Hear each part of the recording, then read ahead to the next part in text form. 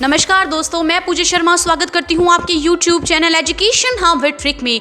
तो दोस्तों, आप लोगों के लिए आज मैं एक वीडियो लेके आई हूँ जो बहुत ही ज़्यादा इम्पॉर्टेंट होने वाला है आप लोगों के लिए।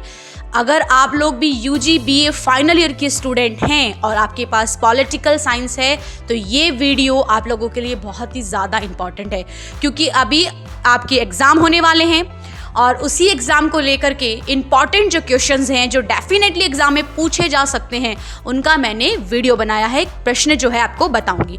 तो दोस्तों, आज का ये वीडियो आप ध्यान से सुने और हर एक प्रश्न को अपनी नोटबुक में लिखते चलें, क्योंकि ये प्रश्न आप लोगों के लिए बहुत ही ज़्यादा इम्पॉर्टेंट, वेरी वेरी इंपॉर्टेंट है। लेकिन उससे पहले आप अपने YouTube channel education hub with trick को सब्सक्राइब करें, बेल आइकन बटन को भी प्रेस कर दें ताकि आने वाले ऐसे लेटेस्ट और इम्पॉर्टेंट वीडियो सबसे पहले आप तक पहुंचे। तो चलो दोस्तों, बिना देरी किए हम अपना आज का वीडियो स्टार्ट करते हैं। तो देखो दोस्तों, यदि आप BA फाइनल ईयर के स्टूडेंट हैं तो आपके एग्जाम बहुत ही पास नज़दीक है। सबसे पहले आपका एक कन्फ्यूज़न क्लियर कर देती हूँ। बहुत से बच्चे कंफ्यूज हैं पेपर पैटर्न कैसा होगा और कैसे पेपर अटैम्प्ट इस बार हमें करना होगा, क्योंकि कोरोना के कारण कुछ चेंजमेंट हुए हैं। तो दोस्तों, कोरोना के कारण जो चेंज हुआ है वो सिर्फ और सिर्फ आपका समय चेंज हुआ है, यानी कि 1.5 घंटा। पहले हम पेपर करते थे 3 घंटे में, अब हमें पेपर को करने के लिए 1.5 घंटे दिए जाएंगे। पेपर पैटर्न में कोई चेंजमेंट नहीं हुआ है, सेम एज इट इज़। जैसे पहले पेपर आते थे ठीक उसी प्रकार इस बार भी पेपर आप लोगों के आएंगे। तो आप इसको ध्यान में रखते हुए अपनी पढ़ाई को डिस्टर्ब बिल्कुल भी मत कीजिए, कंटिन्यू अपनी पढ़ाई को रखें। पेपर चाहे कैसा भी आए आपको उसको अटेम्प्ट करना है, लेकिन 1.5 घंटे का पेपर होगा और सेम एज इट इज़ जैसे पहले देते आए हैं वैसा पेपर इस बार होगा। और दोस्तों, सिर्फ और सिर्फ आपको पेपर में टाइमिंग में ही चेंजमेंट मिलेगा, बाकी आपको कोई चेंजमेंट वहाँ नहीं मिलेगा। अब बढ़ते हैं, इसी के साथ मैं आप लोगों को बहुत ही ज़्यादा इंपॉर्टेंट क्वेश्चंस बताती हूँ। प्रतिनिधि पश्चिमी राजनीतिक विचारक यानी वेस्टर्न पॉलिटिकल थिंकर, ये हमारी पॉलिटिकल की पहली बुक है और सेकंड बुक का भी वीडियो मैंने बना रखा है, यानी अंतर्राष्ट्रीय संबंध जो है उसका भी वीडियो डिस्क्रिप्शन में उसकी लिंक दे रखी है। वहाँ से भी आप उसके इंपॉर्टेंट क्वेश्चंस को पढ़ सकते हो, क्योंकि वो बुक बहुत ही ज़्यादा टफ पड़ती है बच्चों के लिए। तो चलो दोस्तों, अब मैं आपको बताती हूँ कि वेस्टर्न पॉलिटिकल थिंकर यानी प्रतिनिधि पश्चिमी राजनीतिक विचारकों में कौन सा क्वेश्चन है जो 100% आने की, इस बार पंडित दीनदयाल यूनिवर्सिटी में आने की पूरी संभावना रखता है। जरूरी नहीं है कि आप पंडित दीनदयाल के स्टूडेंट है तो ही ये पढ़े, अदर स्टूडेंट्स है या अदर यूनिवर्सिटी के स्टूडेंट है तो भी आप लोगों के लिए ये क्वेश्चन बहुत ही ज्यादा इंपॉर्टेंट है। तो चलो दोस्तों, सेक्शन A की ओर बढ़ते हैं। सेक्शन A में है आपका प्लेटो के न्याय सिद्धांत को स्पष्ट कीजिए।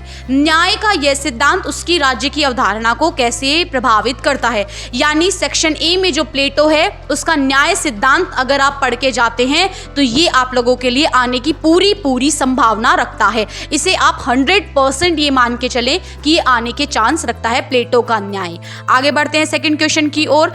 आप अरस्तु अगर पढ़ना चाहें तो आप पढ़ें ज़रूर, कि अरस्तु का बहुत ही ज़्यादा इंपॉर्टेंट क्वेश्चन है संविधान के विषय में अरस्तु के विचार। तो ये भी आप लोगों के लिए बहुत ही ज़्यादा इंपॉर्टेंट है, इसमें उसके पूरे राज्यों का वर्गीकरण भी आ जाता है।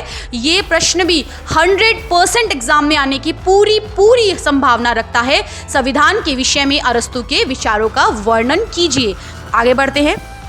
संत थॉमस एक्विनास के विधि संबंधी विचार जो है वो बहुत ही ज़्यादा इंपॉर्टेंट है। मैंने आपको सिर्फ सेक्शन A में 3 क्वेश्चन बताए हैं।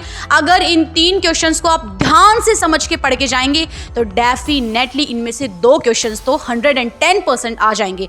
पहला क्वेश्चन क्या था? प्लेटो का न्याय सिद्धांत। दूसरा क्वेश्चन है अरस्तु का संविधान और तीसरा है संत थॉमस एक्विनास का विधि संबंधी विचार। ये प्रश्न भी आप लोगों के लिए बहुत ही ज़्यादा इंपॉर्टेंट है। यदि आप अच्छे परसेंटेज लाना चाहते हैं या गोल्ड मेडलिस्ट बनना चाहते हैं तो इन क्वेश्चंस को जरूर पढ़ के जाएंगे।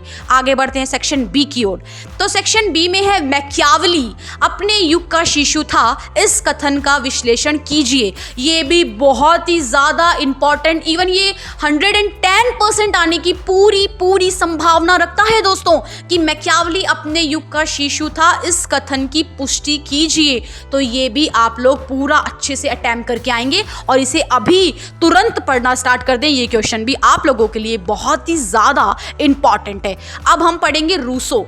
आप छोड़ सकते हैं, होब्स छोड़ दो, लोक छोड़ दो, लेकिन रूसो को बिल्कुल भी मत छोड़ना। तो रूसो की सामान्य इच्छा डेफिनेटली आने की संभावना रखती है कि रूसो की सामान्य इच्छा की अवधारणा को स्पष्ट कीजिए। ये भी बहुत ही ज़्यादा इंपॉर्टेंट क्वेश्चन है। अब बढ़ती हूँ सेक्शन सी की ओर। सेक्शन सी में एक जो क्वेश्चन है वो ये मान के चलिए राम बाण है आप लोगों के लिए, और पूरी तरीके से ये बाण जो है वो सही जगह जाकर लगेगा।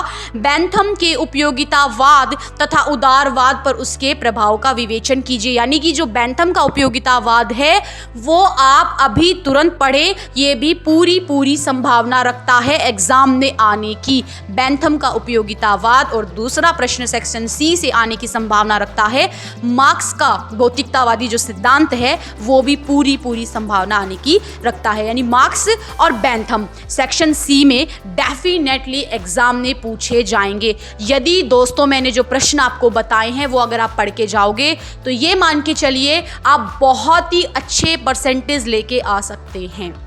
लेकिन आपको इन प्रश्नों को अच्छे से अटेम्प्ट करना होगा, हेडिंग डाल के बहुत अच्छे डायग्राम से डिफाइन करना होगा कि बेंथम का उपयोगितावाद क्या है, उसको बहुत अच्छे से क्लियर करना होगा। सबसे पहले उसकी अर्थ लिखा करो कि उपयोगितावाद क्या है, उसकी परिभाषा लिखो, देन उसके विश्लेषण, उसके लक्षणों को आप डिफाइन करो, उसकी विशेषता आप बताओ, और लास्ट में उसका मूल्यांकन, उसकी आलोचना ज़रूर करो। तो आप बहुत अच्छे परसेंटेज के साथ क्या है अपनी बीए को कर सकते हैं। और दोस्तों एक चीज़ बोलूँगी, ये जो प्रश्न मैंने बताए हैं वो तो रामबाण हैं ही हैं, लेकिन एक बार सभी प्रश्नों को अपनी सरसरी आंखों से निकाल लीजिएगा।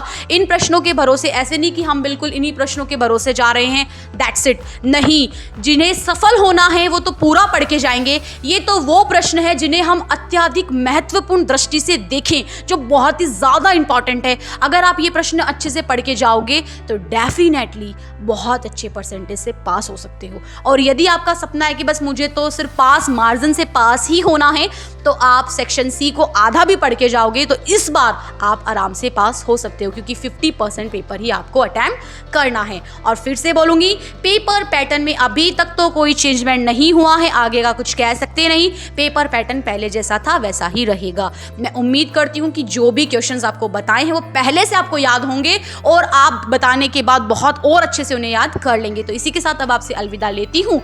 लेकिन यदि आपके पास ज्योग्राफी, इकोनॉमिक्स, इंग्लिश लिटरेचर या संस्कृत या जो भी सब्जेक्ट्स बीए में हैं उनके वीडियोस, उनके इंपॉर्टेंट क्वेश्चंस के वीडियोस चाहिए तो अभी तुरंत YouTube channel education hub with trick को सब्सक्राइब कर दें, ताकि आने वाले से इंपॉर्टेंट वीडियो सबसे पहले आप तक पहुंचे। धन्यवाद दोस्तों।